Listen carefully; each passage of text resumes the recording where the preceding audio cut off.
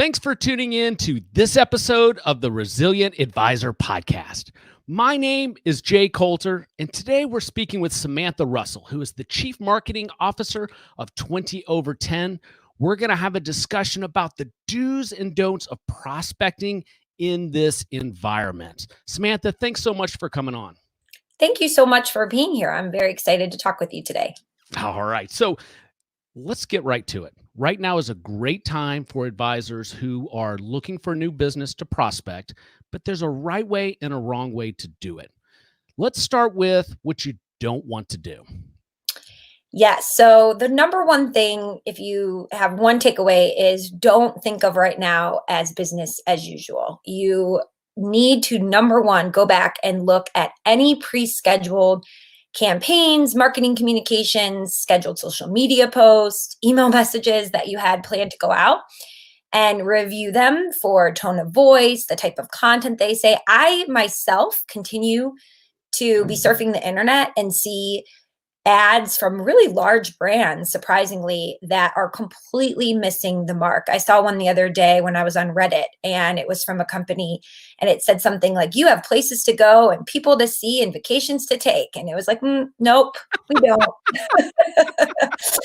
And, anyone who's looking at that is thinking to themselves exactly the thought I had, which is, this is an old pre-scheduled campaign that is not specific to what's happening right now. And you don't want that to happen for your own brand. And so some people, schedules 90 days in advance, make sure you're going back and looking at what has already been scheduled and updating it to be relevant to what's happening today.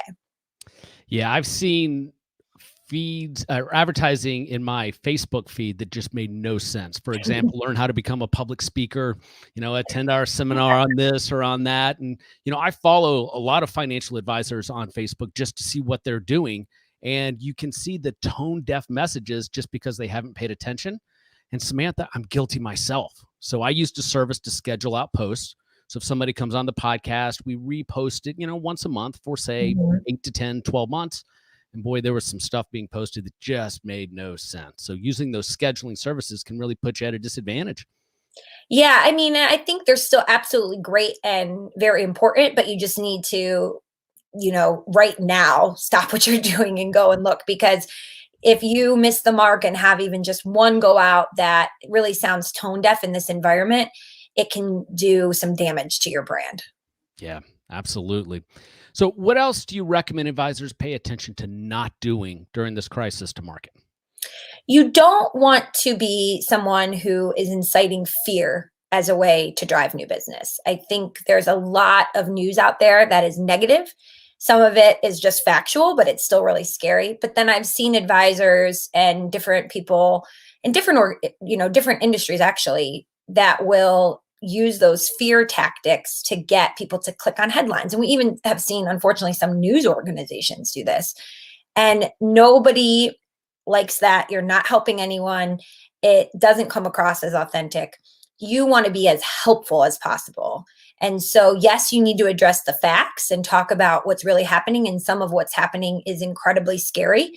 But anything you can do to calm people's fears and to provide useful information and to be a level-headed source of information is going to serve you well. So don't use fear tactics to get people to click on your article or your social media post. Instead, think about how can you provide helpful information.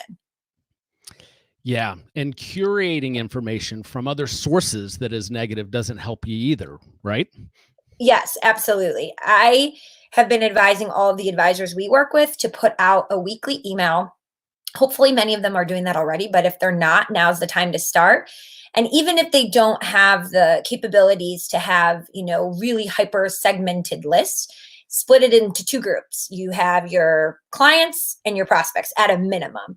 And optimally, it'd be great if you can even subdivide your clients into those that are pretty close to retirement and those that are not, so that you can then get hyper specific, because the ones that are close to retirement are going to be the ones the most nervous, the most stressed about what's happening. And so you can have really specific curated information that you're sending to the different groups depending upon where they fall and how close they are to retiring. And then you can also, by separating people, look at your analytics of what articles are getting the most, traction, are the most compelling for each of those groups. And for your prospects, your information might be a little bit more, I don't want to say generic, but you're curating sources that they will recognize, that they'll find credible. And then at the bottom, you might have a call to action like, we can help you examine your own portfolio and see, how you're performing, provide guidance on potential next steps you might want to take. Here's a link to book on our calendar. Versus with your clients, your call to action might say something like, as you know, we are monitoring the situation daily and are doing everything in our power to monitor your own investments. If we need to contact you about specific moves we think you should make, we'll do that. However, we're always available if you want to set up a time to chat with us. Here's our calendar link, right? So you have two separate calls to actions, but the same kind of content that you're sharing to both of those email lists. Excellent. Anything else on the don't side of the ledger when you're thinking about prospecting? Yeah, I think, thinking about the fact that so many people really are suffering right now and keeping that in the back of your mind, no matter what you do, it can be really easy to capitalize on the fact that people are going through a hard time. And when you do that, it could cause really bad damage for your brand. It's a crappy thing to do anyways, but you never want to be perceived as taking advantage. At the end of the day, people in financial services are providing a valuable service to people right now. There are so many Americans who've been investing every month in a 401k through an employer-sponsored plan, and they've never met with an advisor. And now they're seeing, their investments completely decrease, and they're stressed about it. And so they're looking for advisors to turn to. And so advisors are offering a really valuable service, and they shouldn't forget that. But at the same time, I think it can be really easy to be seen as you're taking advantage of it. And so you just want to be really careful. As long as you keep in the back of your mind that people are suffering, I think that your messaging and your tone will come across in a helpful way, which will, be something that people will resonate with. So before we get into the do's, what you want to do when you're prospecting, let's put some context on that, because you really have a unique seat to see what's working and what's not. So you're the chief marketing officer at 20 over 10. Tell listeners a little bit about exactly what 20 over 10 provides advisors. Yeah, so 20 over 10 is a website and content marketing company. We just recently expanded our offering to also include an automated inbound marketing platform. So between all of our services, we offer websites, we offer compliance oversight tools for broker dealers and independent RIAs. We offer content that is really unique in the industry because it is written all in-house by our team, but it can be completely edited by every individual advisor and attributed to that advisor or that advisory firm so they can claim authorship of it.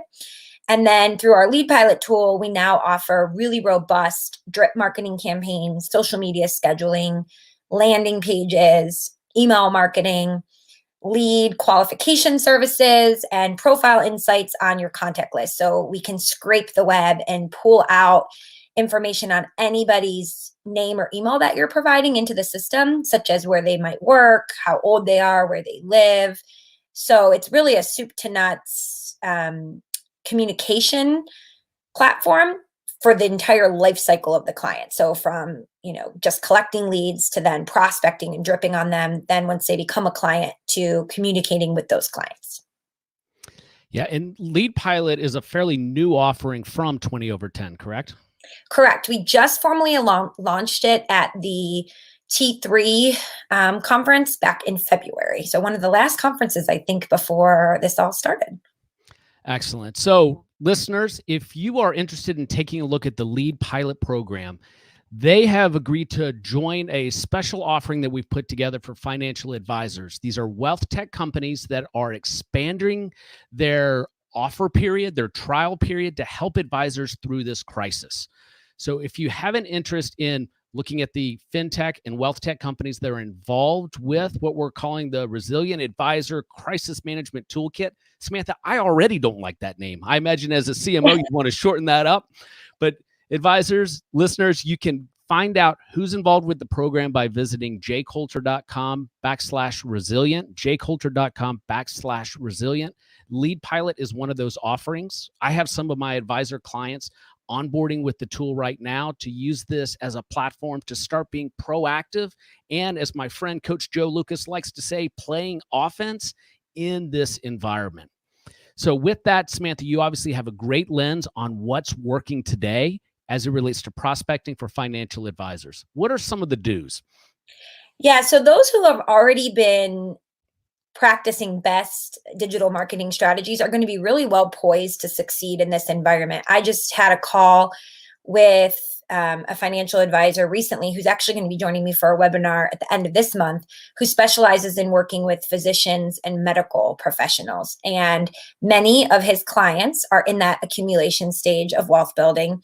They've never had an advisor before. They are just focused on paying down their medical school debt while saving what they can, into their employer-sponsored plan. And then when all of this hit, and there was all these different options through the government stimulus and different tax strategies, they're looking for who they can turn to. And he has done a fantastic job creating a weekly email, having a referral program in place, creating great content.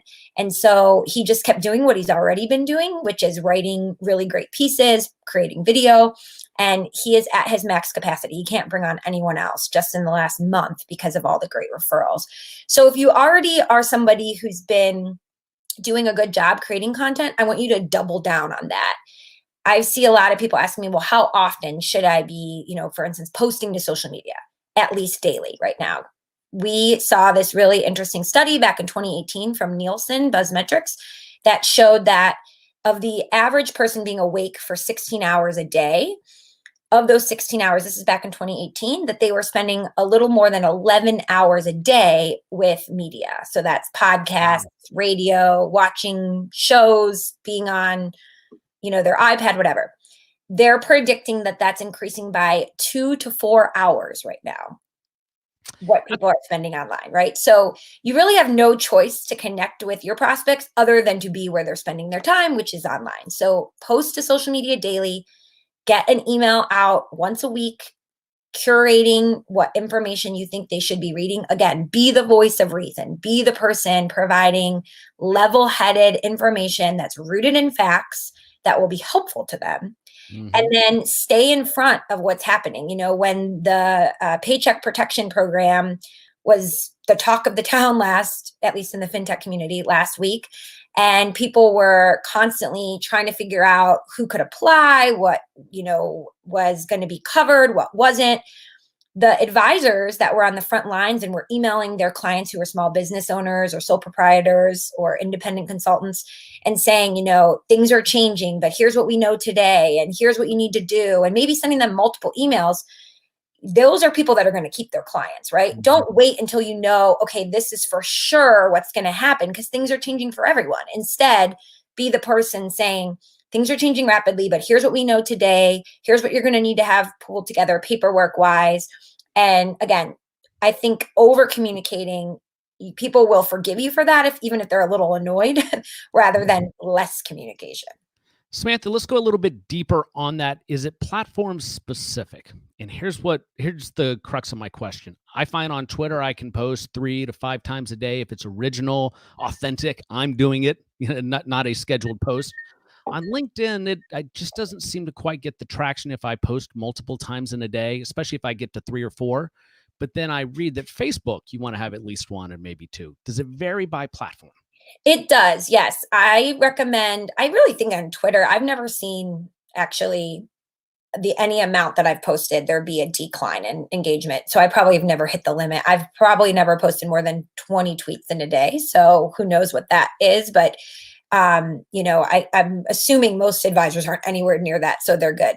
For LinkedIn, I agree. I think 1 to 2 posts a day 2 would be the max that I would typically suggest for most people, but most people are not hitting even 2 to 3 times a week. So once a day is what you want to strive for.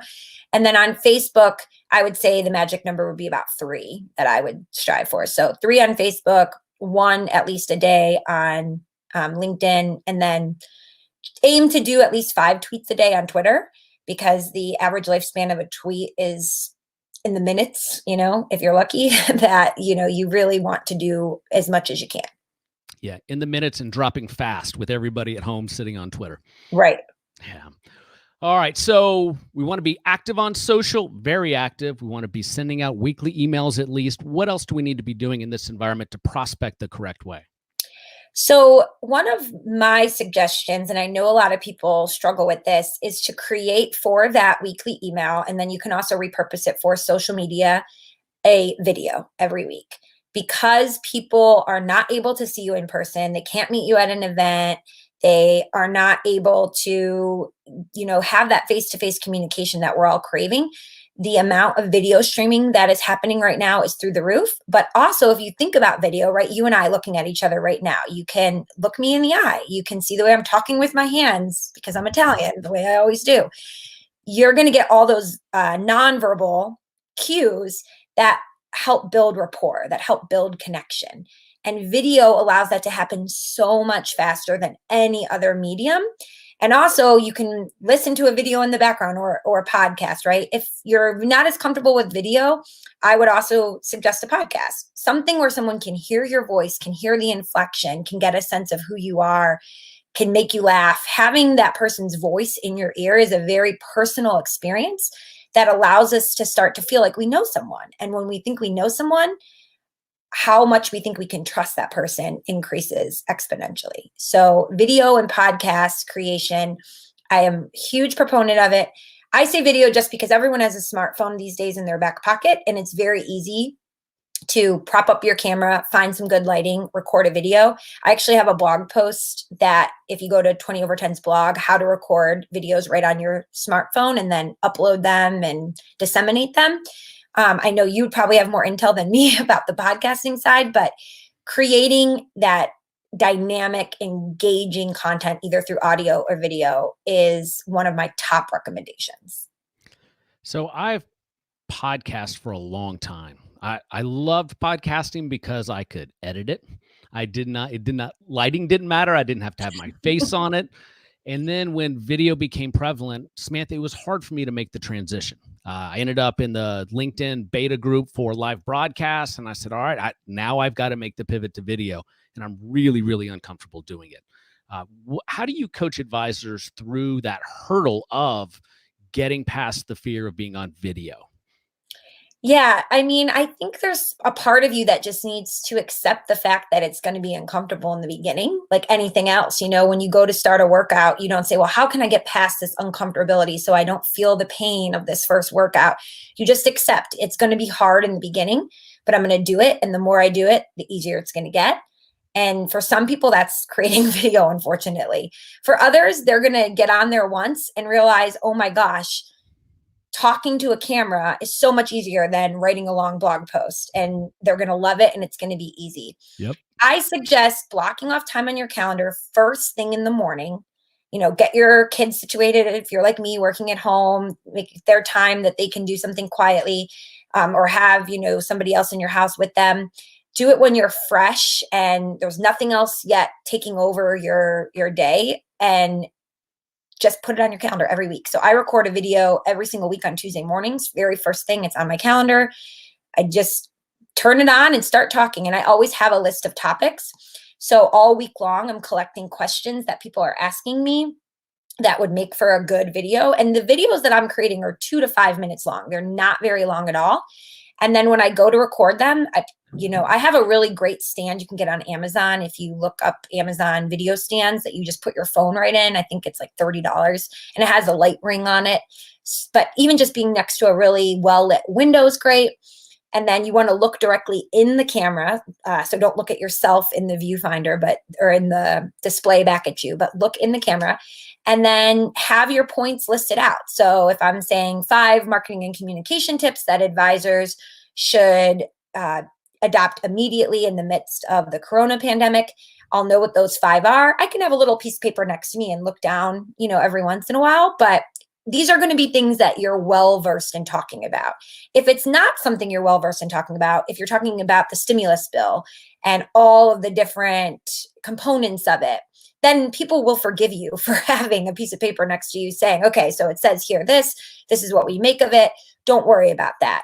But keep them short and sweet. People's attention spans, usually, especially on social media, they want them short and sweet. For Twitter, you can't have them more than 2 minutes and 20 seconds anyways. And then when you go to upload them what we call natively. So don't upload your video as a YouTube link to LinkedIn, because you're taking people away from LinkedIn, and LinkedIn won't typically give your post as much love as those that keep people on their platform. So you want to upload the raw video file into each social platform. We didn't touch on Instagram earlier. I'm curious your thoughts on Instagram as a tool for financial advisors. I love Instagram, and I've seen many advisors, again, who are focused on a younger demographic doing a really great job on it. I have one advisor that comes to mind immediately that is focused on immigrants to this country, and they've made everything really visual just using a free tool that we love called Canva, Canva, that allows you to create amazing graphics without using a graphic designer, and it's completely free. So they'll use that and they'll just have a really beautiful graphic, and then they can link to their blog post from the Instagram page. Most of the advisors that we work with, if they're affiliated with a broker dealer, they're not able to use Instagram yet because of compliance purposes, and the monitoring system's not catching up to being able to monitor it yet. But I've seen many independent RIAs doing a great job. Another great account to look up is called the Financial Gym. It's a company in New York City, and they're focused really on working with a lot of millennials, and they have a fantastic Instagram account. Yeah, so that's actually great advice in general. If you're new to social media, find the folks that are in your space that are doing it well and just follow them. They'll show you exactly what you need to do. Some people might call it stalking, but you can't be bashful if you're marketing yourself on social media. Absolutely. And we're all just taking things that we're inspired by from other people and repurposing them anyways. But not to plug our blog again, but again, we really do have a fantastic blog for advisors full with free resources on every topic imaginable.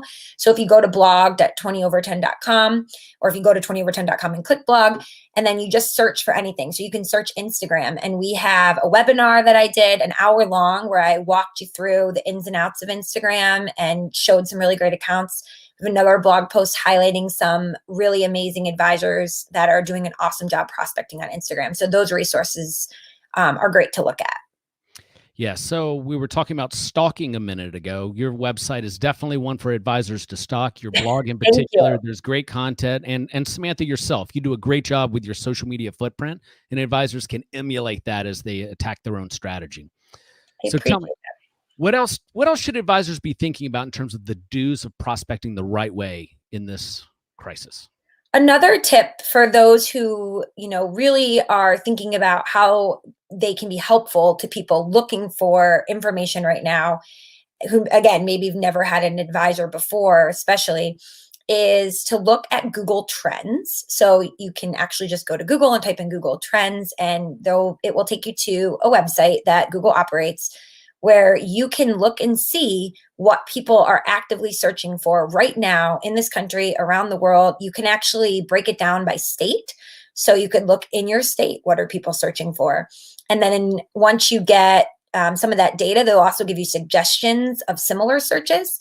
So we were doing some digging ourselves for our clients and found that some of the top queries that people were searching for were things like, what should I do with my 401k right now? So many people are looking for advice on this. People were looking for things like small business owner during the coronavirus, small businesses wondering what help's available to them, information about the stimulus plan, lots of queries about the Paycheck Protection Program. And so I know some people are sitting there thinking, well, I'm never going to be able to compete with these massive media companies like CNBC or MSN that are pushing out content.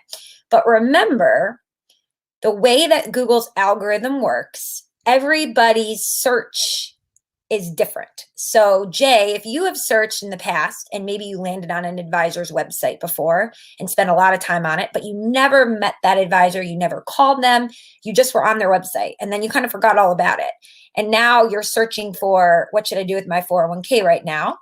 And that advisor just wrote a really great piece about that. And it's, really well done and comprehensive. There's a chance that they can land on your page because Google is thinking, oh, this is a person that Jay has visited many times in the past. And so they might be interested in this piece. So it's not always a guarantee, but my point is that the way that your content shows up in other people's search queries will be dependent on many factors. Another factor is location. So if someone is searching for a financial advisor to help me with my 401k and they're on a mobile device, especially, Google's going to give them results of people physically near them. So a great thing you can do is make sure that your Google My Business page is optimized. So Google My Business is a free service that Google offers. And you can set it up, you can optimize it with your hours of operation, you can add content there about what services you provide. And if somebody is searching things like that, Google will provide them with resources near them. So these are all important things that most business owners are not aware of.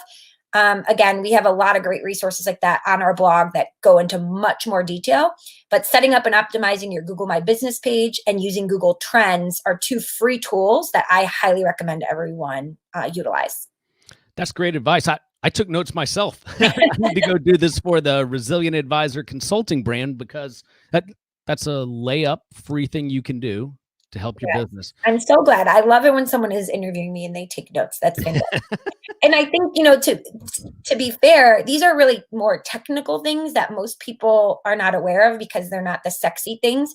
But what ends up happening is of everyone listening to us today, maybe 2 or 3 people will do it. And so those who do are going to have such a leg up on the competition because they're actually going to take the step. And the people are amazed by SEO all the time. Michael Kitces did a report recently about, the cost to acquire a client. And he found SEO to be one of the most effective ways to get good quality clients, turning somebody from a prospect to a client for the least amount of money. And it's because most advisors know nothing about search engine optimization, and what they find out, they don't put into practice. So definitely follow up on those 2 things. So it is my opinion that at the end of a long bull market, advisors aren't as motivated to learn about those types of things or try to leverage them. And now we're going to be in an environment where advisors could really maximize that, especially since a lot of people are looking for a new advisor now. So be really impactful to your business today. Samantha, I'd be remiss if I did not ask you, and I knew you'd planned on talking about it, but it's something I've struggled with, and that's paid ads. And I know we're running a little long on this podcast, but if you wouldn't mind, because this is a question I get a lot that I can't answer. Where do paid ads make sense from a platform perspective, and which type of advisor businesses does it make sense for? Yeah, great question. If you are focused on pre-retirees and retirees, people, 50 and up, Facebook ads are where it's at. You can spend very little money, and it's getting harder and harder every day. More people are adopting it. But we've also seen some of the major brands and companies reduce their budgets in a time like this because people are all being very focused on spend. So what I love about that, though, is that you can upload a list of all of your email contacts to Facebook and then show ads. You can do retargeting. So you can add a tracking code where anybody has ever visited your Resilient Advisor podcast before, but never taken a next step, or if they visited your firm's website, but they've never contacted you, it will track them. There's a company called AdRoll. You can set this up through, and then you can show ads to those people that have visited your page when they're on Facebook. Can I stop you right there? You saw I just took another note. So you're telling me I can take my contacts, so my core audience are financial advisors, I can load it into Facebook and then send advertising to them. So as long as they're logged into Facebook using those emails. So that's a little tricky, right? Some people use like an old college email for their Facebook account, and then they might have their email with you a different one. But yes, the emails, as long as it matches up to the system. So it's not perfect, but for a lot of the people that joined Facebook that are now in their 50s and 60s, they joined more recently, not with a college email back in 2007. So yes, it would work well for that group. So then what about, so I'm putting my marketing hat on now. Say you live in a community and you have the list from your country club and you have a list from the PTA and then you have a list from some little league organization. Can you upload those in and then people in your community are seeing your marketing ads? Yes, as far as I'm aware, yes. To be 100% frank, I oversee our team that does the paid ads. I don't always go in there myself and do the uploading, but as far as I'm aware, yes. And to follow up on that, you can do location-based ads very easily. So you can get, Facebook is amazing with how granular you can get. You can say, I only want to target people, like we can do this at 20 over 10, who follow or who are said they're interested in the CFP.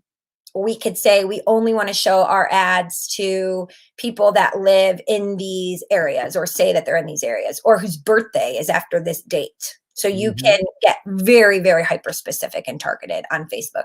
So that's where I would suggest for that. If you are doing video, you can get impressions and conversions for pennies on YouTube. YouTube is a fantastic place to do advertising. If you are creating video and you can have your videos be sponsored there, we've actually seen at 20 over 10 our highest conversions of any ads we've run from YouTube. Huh. So for an advisor that is new to YouTube, could you walk through just quickly how long it takes and what the process is to set up enough of a YouTube channel where they could start running those ads? Yeah, we actually have, again, a blog post on 20over10.com. I'm sounding like a broken record on how to set up a YouTube page. We just did that a week or two ago. And then another, if you search YouTube on our blog, a bunch of articles that will walk you through. It takes a little bit of time, I'm not going to lie, because you have to add to do it right. So you want to add your logo, you want to add in an about section, you want to start adding some video. I wouldn't start, directing people to your YouTube page until you have probably 5 to 10 videos there, because you want it to look like a robust channel. But then there's all kinds of ads you can do. You can sponsor a video of your own to be played next in somebody's, reel, but you can also do banner ads. So even if you don't have a YouTube channel yet, you can add banner ads there. I just think it makes the most sense to then direct them back to a YouTube channel that you have. So that's what we suggest.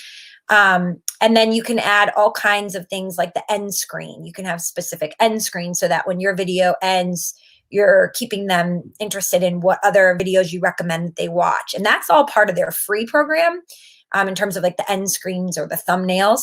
But yeah, again, I think we did one time, I want to say it was 1 cent for every new view we got. It was ridiculously cheap. Wow. So yeah, definitely check that out. And again, if you go to our blog, we have some good guidance there on the YouTube part. What are your thoughts on paid advertising on LinkedIn? I haven't personally seen much success from it for our brand, and I don't know many advisors that are using the LinkedIn sponsored post. So I don't have much to say about it other than we haven't tried it enough for me to say yay or nay.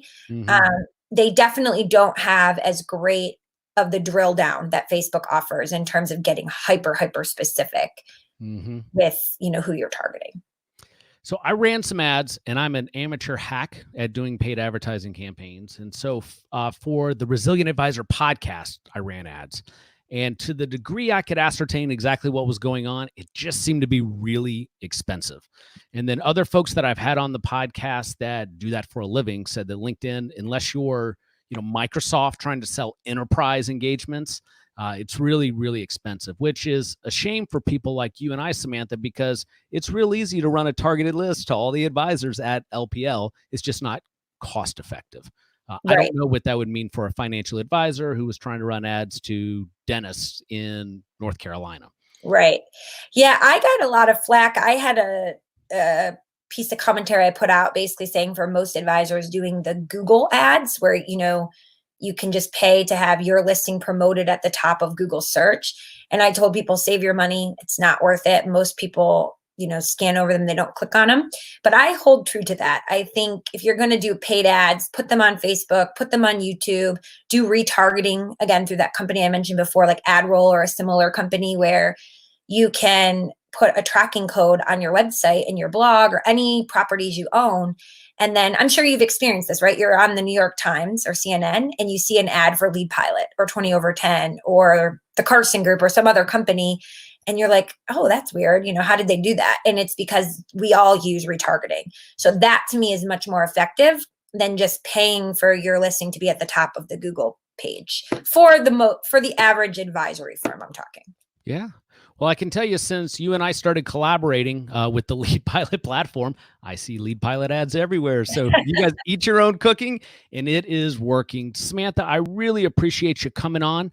Could you tell listeners where they can go find more information, maybe where your blog is again, and information on Lead Pilot and 20 over 10? Yeah, so 20 over 10 is 20over10.com, and we have a link to our blog right there. So you can click it from our main page. We also have Lead Pilot as a completely separate property, and that's because you do not need to be a 20 over 10 website customer to use Lead Pilot. It's website agnostic. In fact, you don't even need to have a website at all to use Lead Pilot. So if you're an advisor out there listening who's part of a larger firm, and the firm's branding is great, but you want to start doing your own marketing to your own niche audience, this would be a fantastic tool for you because all the content deployed from Lead Pilot is disseminated on branded landing pages that reinforce you as the individual advisor. So that's leadpilot.io, that website, and we have a separate blog there. On both of our blogs, we also right now have a category that says COVID-19, where we've put a ton of resources about prospecting during the pandemic, about how to check your pre-scheduled campaigns, about how to create video on a shoestring budget. So many resources for you on both blogs. And then for myself personally, I'd love to connect with anyone listening today. On Twitter, my handle is Samantha20. And on LinkedIn, it's Samantha C. Russell. Excellent. As a reminder, listeners, several great wealth tech companies are offering extended trials. If you want to see which platforms could make sense for your business, please visit jcoulter.com/resilient. That's jcoulter.com/resilient. And that does include this great Lead Pilot offering. Again, Samantha, thanks for coming on the show. Thank you so much for having me. It was so